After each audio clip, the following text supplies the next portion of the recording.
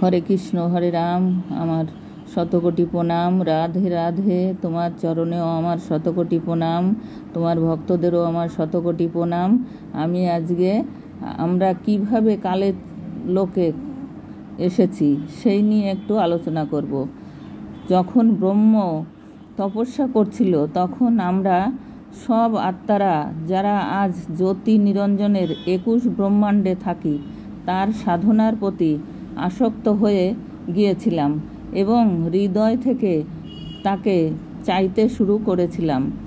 নিজের সুখদায়ী প্রভু সত্যপুরুষের প্রতি বিমুখ হয়ে গেলাম। পতিব্রতা পদ থেকে আমরা পতিত হয়ে গেলাম। যে পরমেশ্বর আমাদের সর্বপ্রকার সুখ সুবিধা প্রদান করেছিলেন তার থেকেই মুখ ফিরিয়ে ওই নকল নাট্যকার কাল ব্রহ্মকে চাইতে থাকি।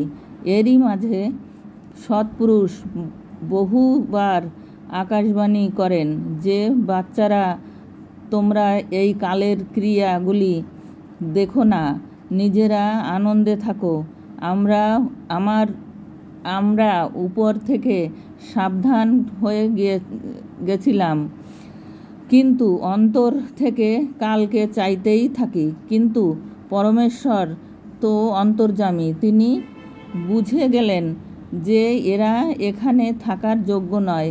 কালপুরুষ জ্যোতি নিরঞ্জন যখন 2 বার তপ করে ফল প্রাপ্ত করল তখন সে চিন্তা করল যে এবার কিছু জীবাত্মা আমার সাথে থাকা দরকার। এখানে আমার একার মন বসছে না।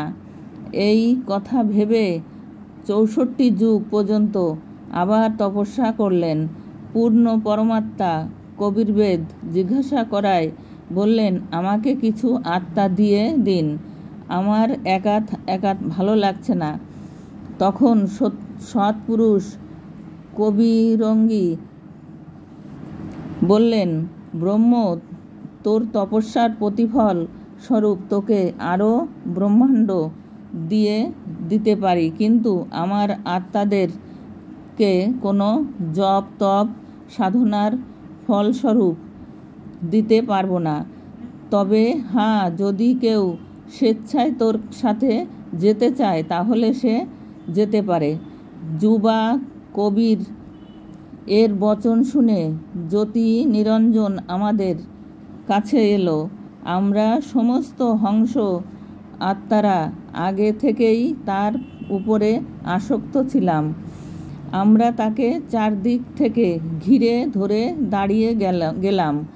জ্যোতি নিরঞ্জন বললেন যে আমি পিতাজির কাছ থেকে আলাদা 21টা ব্রহ্মাণ্ড প্রাপ্ত করেছি। সেখানে নানা প্রকারের রমণীয় স্থান বানিয়েছি। তোমরা কি আমার সাথে যাবে? আমরা সমস্ত হংস আত্মারা যারা আজ এই 21 ব্রহ্মাণ্ডে দুঃখ কষ্টে হয়রান হয়ে আছি বললাম যে আমরা তৈরি আছি।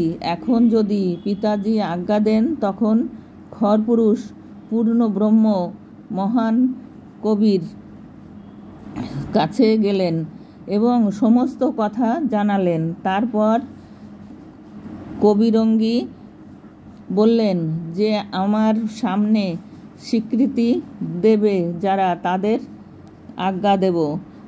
খরপুরুষ এবং পরম অক্ষর ব্রহ্ম কবির অমিত ওঝা, অর্থাৎ যার শক্তি অসীম, উনি কবির। দুজনে আমাদের সমস্ত হংসাত্মাদের কাছে এলেন। সৎ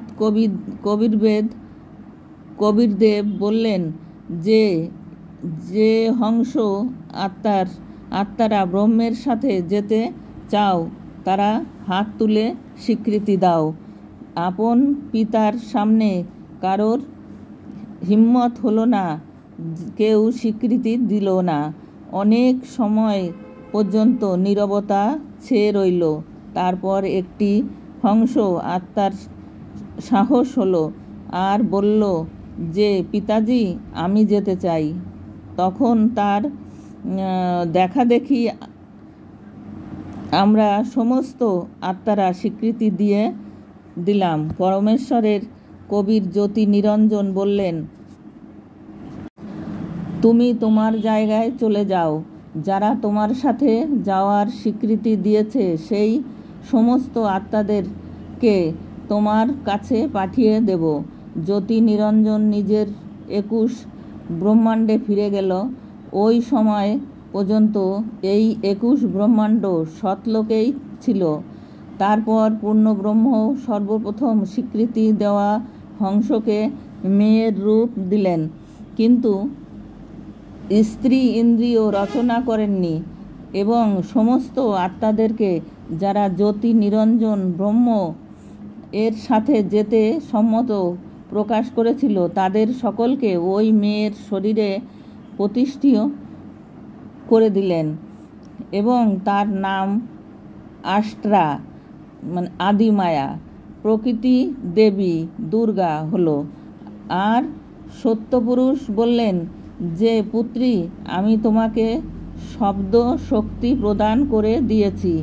যত জীব ব্রহ্ম বলবে তুমি উৎপন্ন করে দেবে।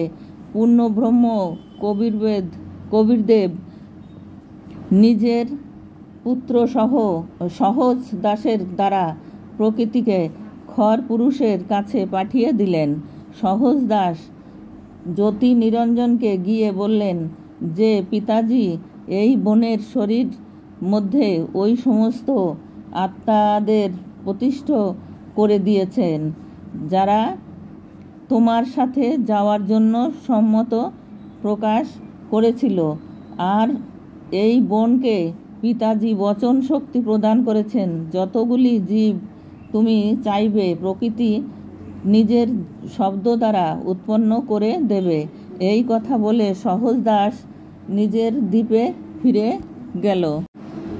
যুবতী হওয়ার কারণে মেয়েটির রং রূপের জৌলুস ফুটে উঠেছিল। মেয়েটির রূপে মোহিত হয়ে ব্রহ্মের মনে কামনা বাসনা জেগে ওঠে আর প্রকৃতি দেবীর সাথে অভদ্র গতিবিধি শুরু করে দেয়। তখন দুর্গা বলেন যে জ্যোতি নিরঞ্জন, আমার কাছে পিতাজির প্রদান করা শব্দ শক্তি আছে। তুমি যত প্রাণী চাইবে আমি বচন দিয়ে উৎপন্ন করে দেব। তুমি মৈথুন পরস্পরা শুরু করো না। তুমি ওই একই পিতার শব্দ শক্তি দ্বারা অণ্ড থেকে উৎপন্ন হয়েছ, আর আমিও ওই পরম পিতার বচন দ্বারা পরে উৎপন্ন হয়েছি। তুমি আমার বড় ভাই হও। ভাই বোনের মধ্যে এরকম সংযোগ মহাপাপের কারণ হবে।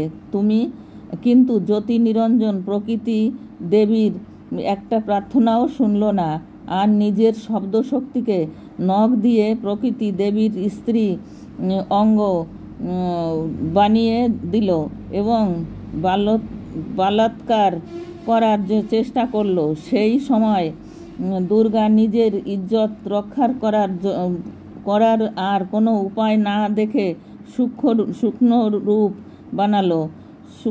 বানালো আর জ্যোতি নিরঞ্জনের খোলা মুখ দিয়ে পেটের মধ্যে প্রবেশ করে পূর্ণ ব্রহ্ম কবির দেবকে নিজের